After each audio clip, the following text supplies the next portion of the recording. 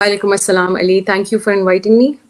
जी, फायजा को के पास वो हम फौजियों को देखते हैं ना, काफी मेडल्स लगे होते हैं इस तरह के, वो जो किसी ने कहा था चवनिया ठनिया टाइप इस तरह के, तो इनके पास काफी मेडल्स असली वाले हैं। इनको जब खवातीन की बात हो तो इनके साथ वो सलूक हुआ कि जिसको बयान नहीं किया जा सकता। वो एक वीडियो है जो बहुत ज्यादा बार चलती है वगैरह वगैरह। इनके साथ वो बहुत गलत हुआ। ये उन खवातीन में से एक है, इस मुल्क की हजारों लाखों खवातीन में से एक है, प्रोमिनेंट खातून है कि जिनके साथ बहुत ज्यादा बुरा सलूक किया गया इस मुल्क के सिक्योरिटी इदारों में। इनके ससुर जो हैं, इनके फादर इन लॉ जो हैं, ब्रिगेडियर जावेद अकरम साहब जो हैं, वो इस वक्त जो जेल में हैं, मिलिट्री में थे, उसके बाद और आए हैं। ये उनकी वकील भी हैं, ये और भी लोगों की वकील हैं। तो इस वजह से मैं चाहता था कि इनसे प्रोग्राम को शुरू करें। Faiza, without any further delay, मैं ये चाहता हूँ कि सिर्फ आप इसकी करंट हमें बताएं कि इस वक्त ये कहाँ पर है केस कैसे हुआ, यानी कि ये जो जेलों में आए हैं ये किस तरह से आए हैं, किस तरीके कार से आए हैं, अब इसका आगे क्या देख रहे हैं और कितनी देर से इसकी कौन कौन सी पिटीशन हमने कहाँ पर फाइल की हुई है। बहुत शुक्रिया। जी अली, सबसे पहले तो जो कन्विक्शंस 21 दिसंबर और 26 दिसंबर 2024 को अनाउंस हुई, जो कि हम एज फैमिली मेंबर्स भी हमने टेलीविज़न पे देखी, सोशल मीडिया के थ्रू देखी, हमने इलेक्ट्रॉनिक मीडिया के थ्रू हमें पता चला कि कन्विक्शंस हुई हैं हमारे प्यारों को। देखिए, इस वक्त जो केस जो मेन केस चल रहा है मिलिट्री प्रिजनर्स को लेके, मिलिट्री ट्रायल्स को लेके, वो सुप्रीम कोर्ट में चल रहा है। और मैं एज अ फैमिली मेंबर ये नहीं कहना चाहती, मैं एक पाकिस्तान के शहरी के नाते में ये कहना चाहती हूँ कि शायद ये पाकिस्तान की हिस्ट्री का सबसे इम्पोर्टेंट केस है, क्योंकि ये डिटरमिन करेगा कि पाकिस्तान किस डायरेक्शन में जाएगा। ये केस इस दोराहे पे लाके इस मुल्क को खड़ा करेगा, जिसमें हमें पता चलेगा कि आया हम आगे बढ़ना चाह रहे हैं एज अ कंट्री, या हम शायद बहुत साल पीछे चले जाएं और जाना चाह रहे हैं।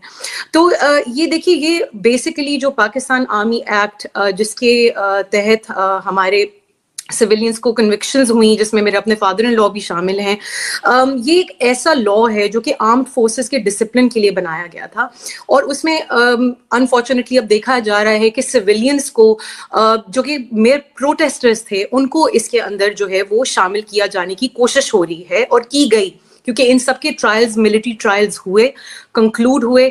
सुप्रीम कोर्ट ने इजाज़त दी कि फॉर द टाइम बीइंग, क्योंकि हमारी दरख्वास्त ये रही थी कि आप इनको सिविल प्रिजन्स में शिफ्ट कीजिए, तो सुप्रीम कोर्ट ने इजाज़त दी गवर्नमेंट को, स्टेट को, कि आप इनकी कन्विक्शंस जो हैं वो अनाउंस करके इनको सिविल प्रिजन्स में जो है वो शिफ्ट कर दें।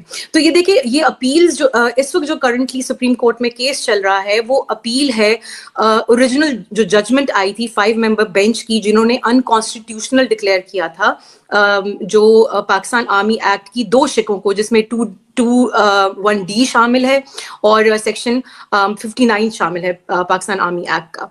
तो मेरा एक मैं सवाल कर सकता हूँ अगर आप इजाजत दें तो।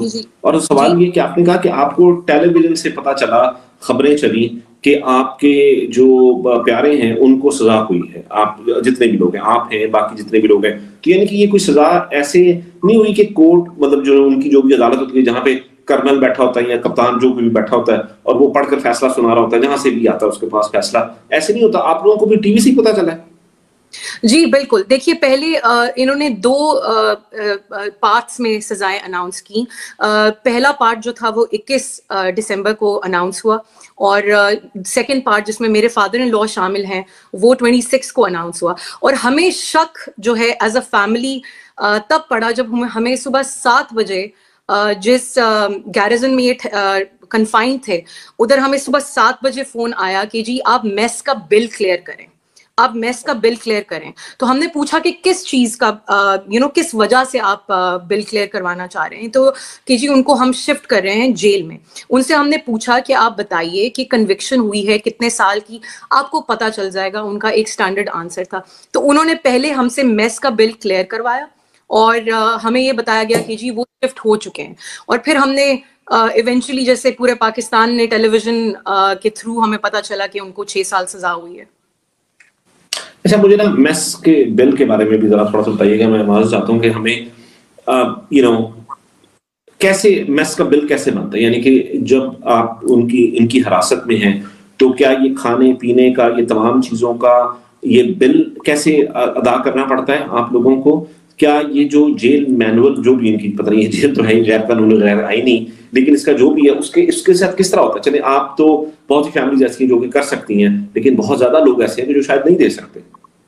دیکھیے ہمارے کیس میں انڈیویجول کیس میں انہوں نے میس میں ٹھہرایا میرے فادر ان لا کو، کیونکہ میرے father in law confinement solitary confinement میں تھے، تو انہوں نے ان کو باقی لوگوں سے الگ کرنے کے لیے، کیونکہ باقی لوگ سب بیرکس میں تھے، جو جتنے بھی لاہور کے پرزنرز تھے وہ بیرکس میں تھے اور وہ شیئر کر رہے تھے بیرکس آپس میں، تو کیونکہ وہ خاص کرم تھا میرے فادر ان لا کے اوپر، تو انہوں نے ان کو سولیٹری کنفائنمنٹ میں رکھنے کے لیے، جس میں ان کا بالکل جو ہے کوئی ہیومن کانٹیکٹ نہیں ہوتا تھا بسائڈز جو ہماری ویکلی میٹنگز ہوتی تھیں، جو کہ فیملی میٹنگ ہوتی تھی ایک تھرسڈے کو، اس کے علاوہ کوئی بھی ہیومن کانٹیکٹ الاؤڈ نہیں ہوتا تھا. سو اینڈ سو کہ جو انسان کھانا دینے آتا تھا ہی واز ناٹ الاؤڈ کہ ان کو وہ سلام کا بھی جواب دیں.